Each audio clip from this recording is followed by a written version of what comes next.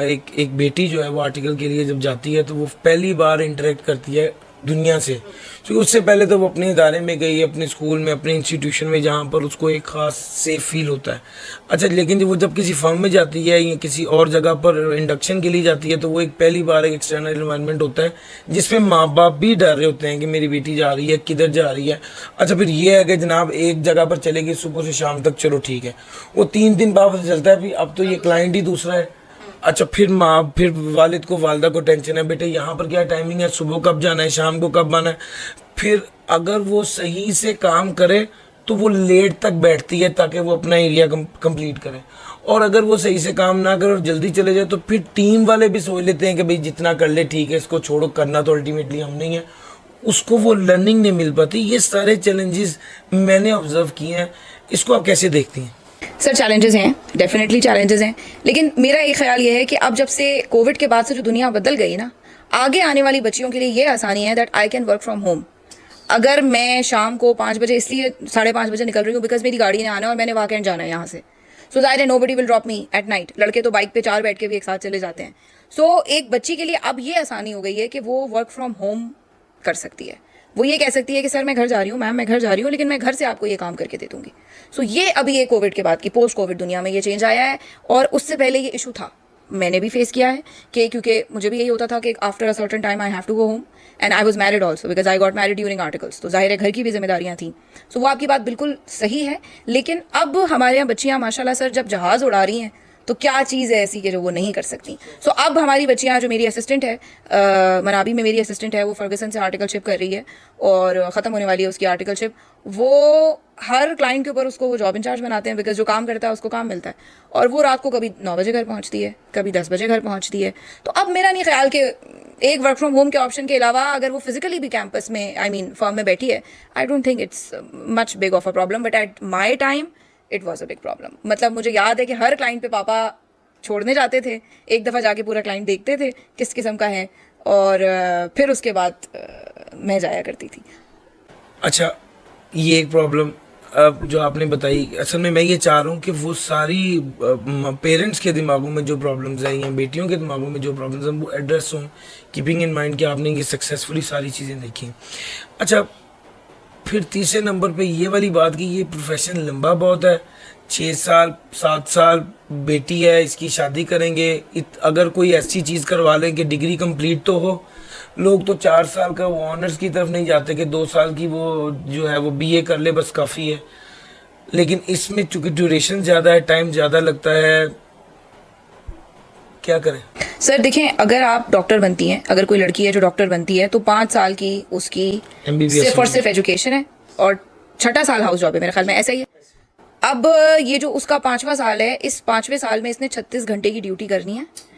और इसने फिर वहीं से सुबह यूनिवर्सिटी भी जाना है। इसका मतलब है कि वो रात को भी घर नहीं आ रही है, ठीक है। और उसके और किसी मेल डॉक्टर में कोई फ़र्क नहीं रखा जाता, जितनी ख्वारी वो मेल डॉक्टर उठाता है उतनी ख्वारी फीमेल भी उठाती है। इस प्रोफेशन में वी आर एक्सट्रीमली ब्लेस्ड कि लड़कियों के साथ स्टिल काफ़ी अच्छा सलूक किया जाता है, और कुछ लड़के बच्चे इस बात पे नाराज़ भी होते हैं, लेकिन जितना रगड़ा एक लड़के को लगाया जाता है उतना रगड़ा एक लड़की को नहीं लगाया जा रहा होता in terms of physical work, कि वो बच्ची जो है मेंटल काम तो उतना ही कर रही है, लेकिन यहाँ चले जाओ, वहाँ चले जाओ, इस वार्ड में उस वार्ड में, रात को भी रुकना है, सुबह यूनिवर्सिटी करके आना है, ये वाली सारी चीज़ें एक बच्ची को नहीं करनी होती। तो ये एक बहुत फ़र्क है चार्टर्ड अकाउंटेंसी में और किसी भी अदर प्रोफेशन में, कि आपका जो फील्ड वर्क भी है ना, वो भी आपका बहुत तमीज़ के आवर्स में है, और आप आराम से उसको मैनेज कर सकते हैं। आप मेरी बहन है, मैं आपके पास आया हूँ आपसे मशवरा ये लेना है कि मेरी बेटी का एक बहुत अच्छा प्रपोजल आ गया है। आप मुझे ये बताएं कि मैं उसकी शादी कर दूं या सीए ही पूरा करूं? अच्छा, अब जहाँ तक बात आ जाती है सीए पूरा करने, बल्कि मैं भूल गई थी जो मैं बात पिछले सवाल के जवाब में करी थी, कि मेडिकल अगर वो करती है 6 साल का, और आप 6 साल का मेडिकल करवाने के बाद उसकी शादी करते हैं, तो वो अभी कुछ भी नहीं है। स्पेशलाइजेशन तो रहती वो है। सिर्फ एक एमबीबीएस डॉक्टर है जिसको छोटी डॉक्टर कह के पुकारा जाएगा कि बड़े डॉक्टर को बुलाएं, आपसे तो हमने बात नहीं करनी, ठीक है। तो इसका मतलब है कि उसको अभी स्पेशलाइज भी करना है। तो जब वो शादी के बाद एज अ डॉक्टर 36 घंटे की ड्यूटियों के साथ स्पेशलाइज कर सकती है, जब वो खुद भी, अक्सर ऐसा होता है कि बच्चियां एक्सपेक्ट कर रही होती हैं, फिर वो साथ में जो है वो हॉस्पिटल में काम कर रही होती हैं, वहाँ पे भी वो पूरी पूरी रात खड़ी होती हैं, जब वो एज अ डॉक्टर ये सारी चीज़ें कर सकती है, तो क्या वो शादी के बाद सीए नहीं क्वालिफाई कर सकती? मेरा निकाह हो गया था व्हेन आई वाज 21.5, और 22.5 में 1 साल के बाद मेरे पेरेंट्स ने मेरी रुखसती कर दी थी, बिकॉज उनको था कि हाँ भाई सही एज में बच्ची की शादी हो जाए। मैं अब उससे एग्री नहीं करती हूँ, मैं नहीं करूँगी अपनी बच्ची की इतनी जल्दी शादी, लेकिन अगर एक अच्छा रिश्ता आ रहा है, बिकॉज शादी भी ज़रूरी है, लाइफ पार्टनर भी ज़रूरी है, फैमिली अपनी हो आपकी, ये भी ज़रूरी है, लेकिन इसका ये मतलब नहीं है कि it is end of the world. मेरा पूरा सीए फाइनल रहता था, मेरी केपीएमजी में आर्टिकल शुरू हुए हुए अभी सिर्फ 1 साल हुआ था, और मेरा जब रिश्ता आया, मेरे इन लॉज आए हमारे, it was a totally arrange marriage. जब मेरे इन लॉज आए, मेरे पेरेंट्स ने उनसे बस ये कहा कि क्या आप हमारी बेटी को सीए करवाएंगे? अगर आप सीए करवाएंगे तो हमें रिश्ता मंजूर है। So it's the time for the parents to take stand for your daughter. अगर आप उस टाइम पे अपनी बेटी को दुनिया के रहमो करम पे छोड़ देंगे, और अगर आप कहेंगे कि बस ठीक है शादी उसकी कर देते हैं, कोई मसला, मुझे लिटरली एवरी अदर डे, मतलब अगर रोजाना नहीं ना तो 2 दिन के बाद लाजमी एक बच्ची का मैसेज आएगा कि जी मैम मेरा रिश्ता तय कर रहे हैं घर वाले, अब तो मेरी पढ़ाई रह जाएगी, अब मैं क्या करूंगी, किस तरह से मैनेज करूंगी? तो मैं हमेशा उस बच्ची को ये कहती हूँ कि बेटा जब मैंने कर लिया तो तुम क्यों नहीं मैनेज कर सकती? तुम्हारे पास तो अभी जो सबसे बड़ी एज है वो ये है, एक तो जाहिर है कि नए ज़माने के लड़के definitely they are better than the previous generation, इस हिसाब से कि they help around the house also, they take care of the children also. अल्हम्दुलिल्लाह my husband was always there for me, he still is. तो एक तो ये है, दूसरा तुम्हारे पास ऑनलाइन है, तो तुम्हें क्या मुश्किल है? तुम तो, हम लोगों का ये हिसाब था कि हम सुबह 6 बजे उठे हैं, 4 सालन पकाए हैं, और उसके बाद फिर फर्म के पीएमजी में जाया करती थी। फिर अगर कोई क्लाइंट है तो क्लाइंट पे जाना, फिर क्लाइंट से वापस आके अगर सराते फाबदी आए हुए होते थे, क्योंकि हम अक्सर उनको गुजारिश करके बुला रहे होते थे कि खुदा के वास्ते आ जाए, हमारे पास कोई ऑनलाइन सिस्टम ही नहीं था, तो सर आ रहे होते थे, तो हम शाम को 6 बजे सारी की सारी, मैं और फ्रेंड्स पूरी ग्रुप हमारा क्रैश कोर्स लेने जा रहे हैं, वहाँ से वापस आ रहे हैं, तो हम जो है वो 9 साढ़े 9 बजे घर वालों को खाना भी टेबल पे लगा के खिला रहे हैं। तो जब मैं ये सारी चीज़ें मैनेज कर सकती हूँ तो तुम क्यों नहीं कर सकती हो? तो मेरे हिसाब से तो sir everybody can manage it. अगर मैं पेरेंट्स को ये मशवरा देना चाहूँगी कि अगर आपकी बेटी का कोई अच्छा रिश्ता आ रहा है, आप उसकी शादी बिल्कुल करें, लेकिन इतना ज़रूर करें आप अपनी बेटी के लिए कि आप उसके ससुराल वालों से के बाद, उसके हस्बैंड होने वाले हस्बैंड से के बाद ज़रूर उनसे ये गारंटी लें कि वो लोग सपोर्ट करेंगे सीए क्वालिफाई करने में, और अपनी बच्ची की भी तरबियत इस तरह की करें कि वो मैनेज कर सके साथ में सारी चीज़ें।